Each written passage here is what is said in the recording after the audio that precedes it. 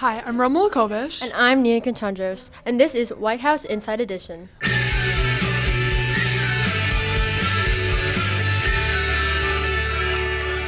Hey. We worked in the White House for 20 years through Washington, Adams, and Jefferson's presidency, and today we're going to be giving you the inside scoop. Let's take a look and ask some of our friends. Hey, Deanne, do you know who George Washington is? Yeah, I do. He was the first president, right? Yeah. What was even important about that guy? Well, he paved the way for every president to come and set the routines and values of the U.S. government and really cultivated respect from American citizens. Crazy, right? Well, what did it even mean to be the first president anyway? I mean, it must have been a great honor, but also a great burden, you know? I imagine that Washington really wanted to establish a national government and establish great power, but not become a monarch at the same time. He was a really good president. He has that monument, right? Yeah. Alyssa, Hi. do you happen to know two significant decisions George Washington made during his tenure in office? Yeah, I do. No. Well, the first one was the Judiciary Act of 1789, and this act established a 6-member Supreme Court and the position of Attorney General. The second was the excise tax on whiskey of 1791 and the Whiskey Rebellion.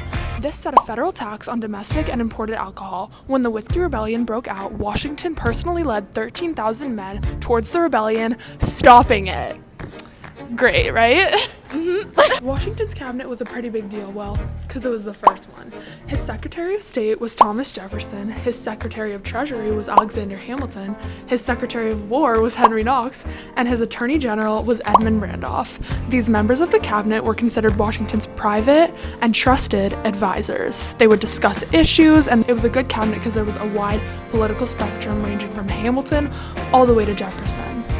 They got stuff done. Upon leaving office, George Washington had some advice for his fellow Americans and future president. In his farewell address, he urged Americans to remain in unity, and he also warned them about political parties being the downfall to the U.S. government. He also warned people that spending too much time within foreign affairs could be dangerous and could influence the United States poorly. Thanks, George. Now on to the next president, John Adams. I knew that there was a lot of pressure for him following George Washington. I mean, who could follow in George Washington's footsteps? John Adams was expected to fulfill the standards of the time and exceed the expectations that George Washington set as the first president. Dylan, was George Washington offering his power to John Adams an easy switch? Well, actually it was. George Washington fully believed that his work was done, so he resigned willingly. Burning question, who was John Adams' vice president? Wrong. Thomas Jefferson. Now, although he was a pretty good president, there were some things that made me question John Adams. First, he signed the Alien Sedition Acts, but he did not make efforts to implement them or advocate for its passage, allowing the government to deport non-citizens and prosecute American citizens who spoke out against the Federalist Party. Walk with me. He defended the British soldiers after the Boston Massacre. And lastly, he tried to go at war with France when France was literally an ally of America. A little weird. So, there were some positive and negative aspects of John Adams during his tenure as president. The good was he was able to rally Americans around the cause of independence, which was really needed during that time, but he also made some questionable decisions like signing the Alien and Sedition Acts. Pretty questionable, John. And now for our third president, Thomas Jefferson. Wait, how did he even get elected? Oh, I know. The election of 1800. In the election of 1800, Jefferson, a Republican, went against John Adams, a Federalist. Both parties realized that it was important to coordinate their electoral strategy to make sure that the vice president candidate got the least one fewer electoral vote than the presidential candidate. There ended up being a tie between Thomas Jefferson and Aaron Burr, which Alexander Hamilton ultimately broke and elected Jefferson because Hamilton had respected his ideas and the fact that he had beliefs.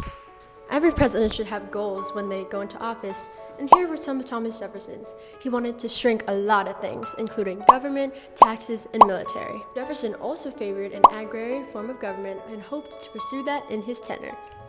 Hi, I'm here with Miriam? Miriam. Do you know the significance of the Marbury versus Madison case? I have no idea. Well, I do.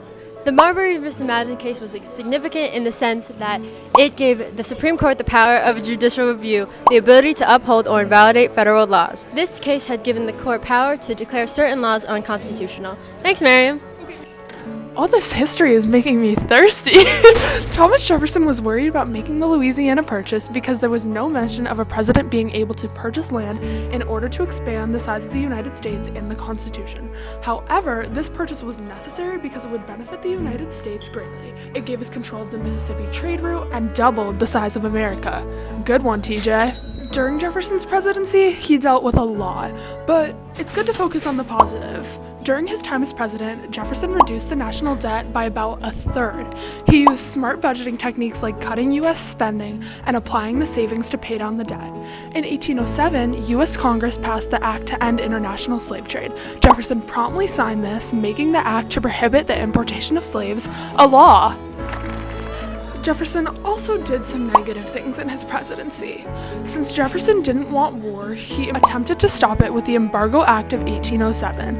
This act was unpopular and costly. The American economy suffered more than the British or the French and resulted in exports dropping by 80%. Ultimately, Jefferson had agrarian ideals and wanted America to reflect those, but his policies set America up for success with manufacturing.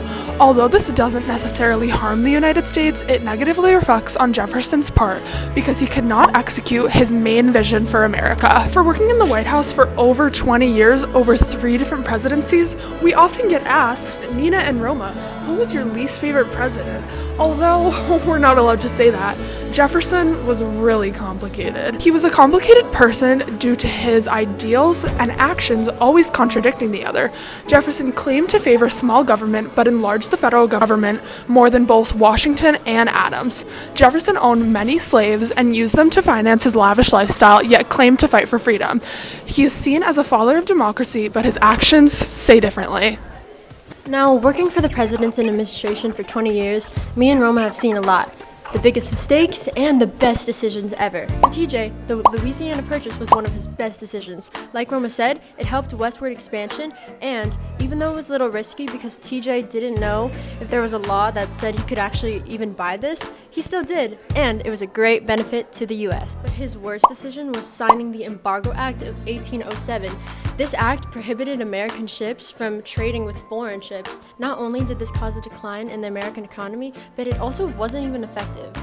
Bad one, TJ. Washington's presidency was monumental and it was full of high and lows. He made both good decisions and bad decisions. In my opinion, Washington's best decision was to transfer power after 2 terms. This set the norm for the rest of the presidents instead of holding the title of president until death. This was a very smart decision by Washington because it displayed a peaceful transition of power. Washington's worst decision during his presidency was how he chose to handle the national debt. The United States acquired a lot of national debt from the Revolutionary War, and Washington did not know how to handle paying it off between the states and the federal government. And that's Thanks for joining us. Bye!